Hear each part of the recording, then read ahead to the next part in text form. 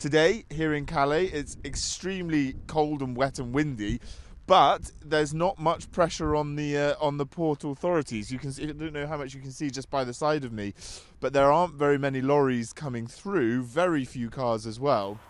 The port of Calais remains calm on the first working day following Brexit. Only 6 ferries are scheduled instead of the usual 12 pairs. But many companies now want to wait and see how new regulations will work in practice before sending their trucks across the channel. Many EU haulers are also cautious because of the recent COVID disruption at the borders. In December, thousands of EU truckers were stuck in the UK for days. Europe's major ports say they are ready, however, for trade after Brexit, but the cost of their preparations has been in the billions. As part of this preparation, the Belgian port of Zeebrugge developed a new registration system to help with the logistics of checking in. We created also a company to make a data platform in order to make it visible and transparent for, first of all, the transportation companies, but also for the police departments to see which truck is okay to go. And this we use the type of green lights and green lanes for that. So they can really pre-select already in Brussels or Luxembourg the trucks which are on their way to Zeebrugge to see are those ones, are they okay to go to the terminal.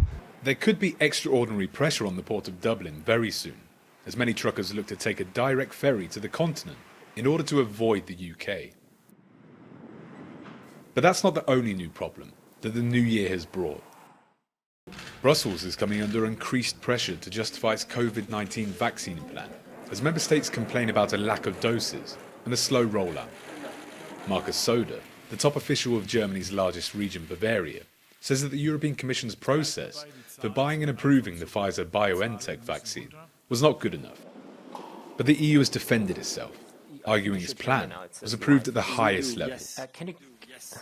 We want vaccines from different companies using different technologies so as to have more chance of finding the vaccines that are considered to be safe and effective by the Medicines Agency. So the underlying philosophy has always been that we should have this diversified portfolio, which means that we won't be investing exclusively in one particular company or another.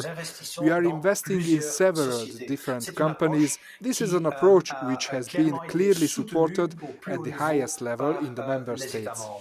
The next vaccine likely to be approved is Moderna's this week, with 160 million doses ordered.